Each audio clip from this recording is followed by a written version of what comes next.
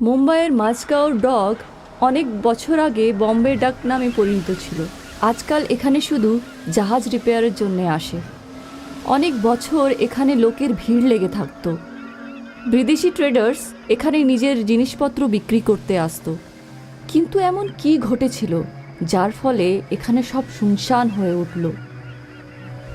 সেই বছরটি ছিল 1990, যখন লা উপালা নামে একটি রাশিয়ান জাহাজ ওই বাঁশগাঁও ডকে বন্দরগ্রামে এসেছিল।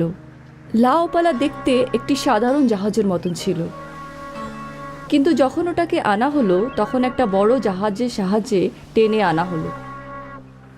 লা উপালাকে সারানোর জন্যে আনা হয়েছিল। স্যার, এত বড় একটা জাহাজ আর এই অবস্থা? আমি এই জাহাজটি রাশিয়া থেকে কিনেছি।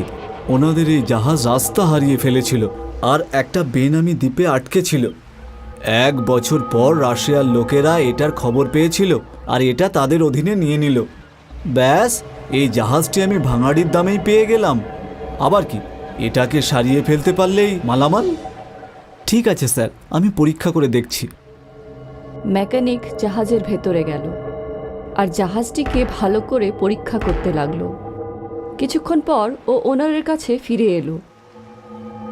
স্যার, বিশেষ কিছু সমস্যা নেই, শুধু সাধারণ কিছু রিপেয়ারের দরকার আর পেন্টিং করার প্রয়োজন।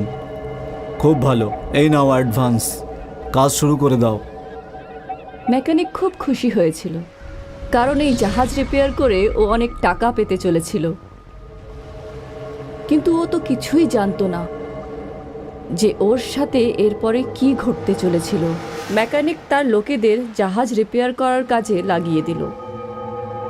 প্রথমে আমরা এর ইঞ্জিন ঠিক করব, তারপর বাইরের দিকটা, তারপর পেন্টিংয়ের কাজ করব। হ্যাঁ ঠিক আছে, চলো তাহলে কাজে লেগে পড়ো। মেকানিক আর তার কাজের ছেলেরা জাহাজের ভেতরে গেল আর খুব ভালো করে ইঞ্জিনের সমস্যাগুলো দেখতে লাগলো। জাহাজটা খুব বড় ছিল আর তার ইঞ্জিনও খুব বড় ছিল।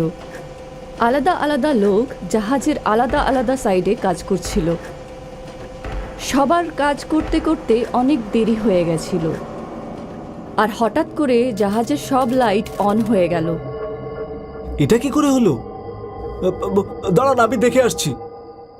ছেলেটা দেখার জন্যে বাইরে এলো আর বাইরে এসে ও যা দৃশ্য দেখলো তাতে ওর চোখ ছানাবড়া হয়ে গেল, যার ভেতরে একজন ক্যাপ্টেন ছিলেন। মনে হচ্ছে আমরা কোনো নতুন দেশে এসে পড়েছি।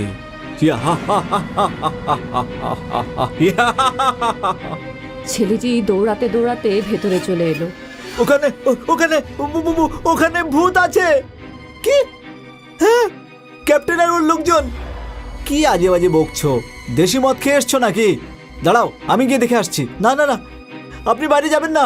মেকানিক তার কাজের লোকের কথা শুনল না আর জাহাজের বাইরে চলে গেল। আর বাইরের দৃশ্য দেখার মাত্রই ওর চোখ বড় বড় হয়ে উঠল। আর এবার ক্যাপ্টেন ভূত ওকে দেখে ফেলল। আমাদের শিপে মনে হচ্ছে কেউ আছে, ধরো ওকে। আদেশ শুনতেই বাকি ভূত মেকানিকের দিকে এগোতে লাগলো। মেকানিক বুঝতেই পারছিল না ও কি করবে। তারপর মেকানিকের লোকজন ওকে টেনে ইঞ্জিন কামরায় নিয়ে গেল। আমি বলেছিলাম না। কিন্তু এটা কিভাবে হতে পারে? সবাই খুব চিন্তিত হয়ে উঠল। হঠাৎ করে জাহাজের ইঞ্জিন চলতে শুরু করলো। আরে এটা কি হচ্ছে? ইঞ্জিন চলতে শুরু করেছে। মনে হচ্ছে ওই ক্যাপ্টেন ভূত এটাকে চালাচ্ছে। কিন্তু এবার আমরা কি করব? এখান থেকে কিভাবে বাইরে বেরোবো?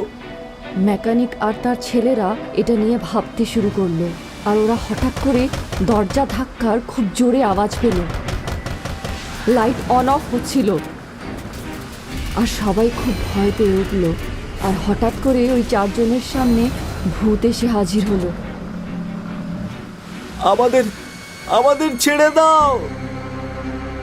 আমরা তোমাদের কি করেছি? আমার জাহাজে বিনা অনুমতিতে ঢুকে আমাকে জিজ্ঞাসা করছো যে তোমরা কি অন্যায় করেছো? আমাদের আমাদের মাফ করে দিন। কিন্তু ওই ভূতগুলো ওদের একটা কথাও শুনল না। ওই 4 জনের শরীর কেটে টুকরো টুকরো করে ফেলল।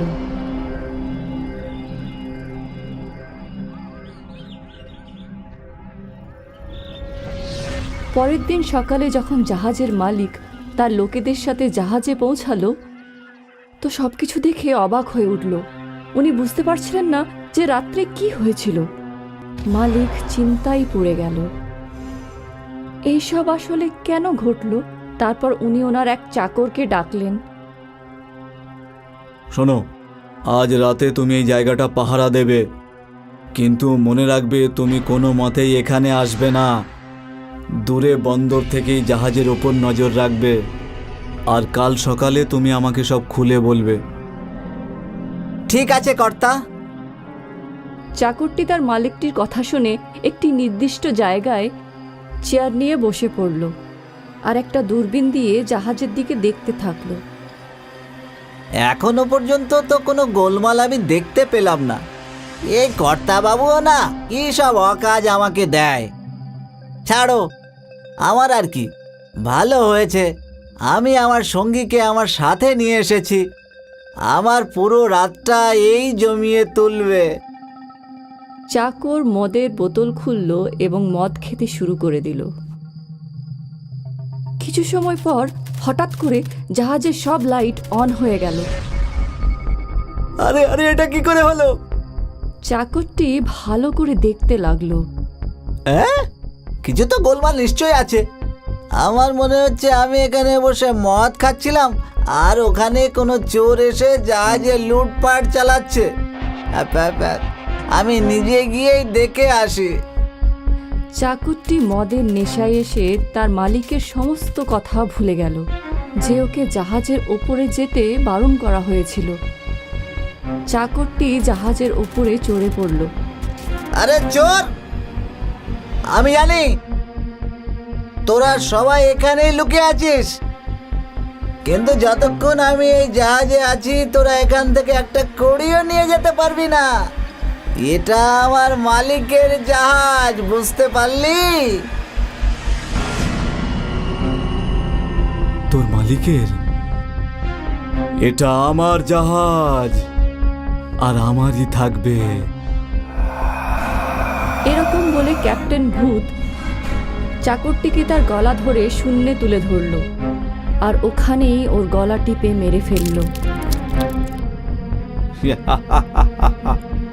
এটা আমার জাহাজ। নিজের চাকরের লাশ দেখে মালিক তো একেবারে চমকে উঠল। তখন উনি বুঝতে পারলেন কিছু একটা সমস্যা তো নিশ্চয়ই আছে। উনি ভাবতে শুরু করলেন, আমি একে বারণ করেছিলাম যে তুই জাহাজে আসবি না, কিন্তু এ আমার কথা শুনলই না। এবার আমি কি করব? যদি অন্য কাউকে ডাকি আর সেও যদি এইভাবেই মারা যায়? না না, আমার নিজেকেই কিছু একটা করতে হবে। সেই জন্যে মালিক নিজেই সিদ্ধান্ত নিল যে সে নিজেই জাহাজের ওপরে নজর রাখবে। উনি দূর থেকে জাহাজকে দূরবীন দিয়ে দেখতে লাগলেন। এখনো পর্যন্ত তো সব ঠিকই মনে হচ্ছে। সূর্য অস্ত চলে গেল।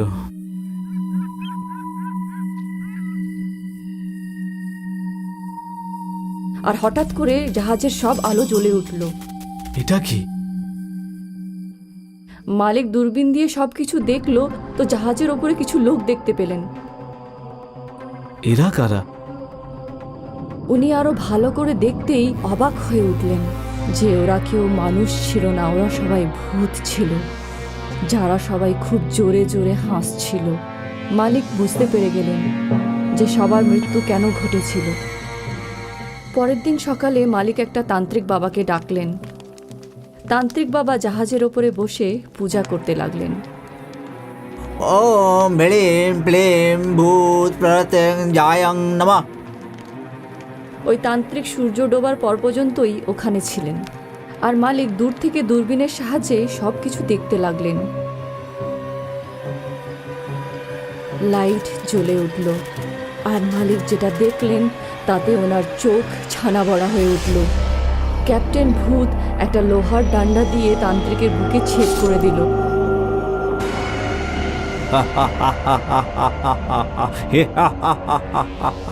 মালিক তার লোকেদের ভালোভাবে সতর্ক করে দিল যে তারা যেন ওই জাহাজের আশেপাশে না যায়।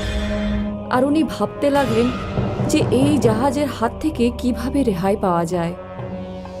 উনি আবার রাশিয়ায় ফোন করলেন। কিন্তু তারা আবার এই জাহাজটিকে ফেরত নিতে রাজি হলেন না। প্রতিদিন কেউ না কেউ এই জাহাজের ভূতের হাতে মারা যেতেন। সবাই খুব চিন্তিত ছিলেন যে এই জাহাজের হাত থেকে কিভাবে রেহাই পাওয়া যায়, কিন্তু কারোর মাথায় কোনো রকমই বুদ্ধি এলো না। আস্তে আস্তে সবাই এই জাহাজের ব্যাপারে জানতে শুরু করলো যে মাঝগাঁও ডকে দাঁড়িয়ে থাকা জাহাজে অনেক ভূত থাকে। আর আস্তে আস্তে ওখানকার লোকেরা মাঝগাঁও ডক ছেড়ে দিতে বাধ্য হলো। আর সেই জন্যেই মাঝগাঁও বন্দর কোনো এক সময় ভীষণ ব্যস্ত বন্দর ছিল, যেটা একটা হন্টেড শিপের কারণে শ্মশানে পরিণত হয়ে গেল। আজ পর্যন্ত সূর্য ডোবার পরেও মাঝগাঁও ডকের আশেপাশে কোনো লোক থাকে না।